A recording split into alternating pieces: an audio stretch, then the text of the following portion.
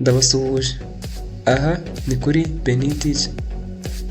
Birashoboka ko barigeze kumva aho abantu bavuga ko aya mazi dukoresha hano ku isi ashobora gucukurwa mu butaka mu bujyakuzimu bwa metero nyinshi cyane. Yego, ibi birashoboka kuko na hano mu Rwanda iri koranabuhanga rirahari. Kora subscribe kuri ino channel kugira ngo ubashe gusobanukirwa uburyo bikorwa, ikoranabuhanga rikoreshwamo, imashini zikoreshwamo ndetse n'uburyo bikorwa. Iyi imvura iguye hano ku isi, amazi yayo yivanga n'imyanda, yamara kwivanga n'imyanda akagenda amanukira mu butaka gahoro gahoro. Uko agenda amanuka mu butaka niko agenda asigamo imyanda, ayo mazi akagenda yiyungurura. Ngo bishatse kuvuga ko ayo mazi agenda amanuka mu butaka agenda asigamo imyanda, birangira aya mazi abaye meza. Ayo mazi arakomeza akamanuka akagera mu bujyakuzimu bwa metero nyinshi cyane, aho ya mazi ahura n'ibuye rikomeye cyane, aho atabasha kurenga.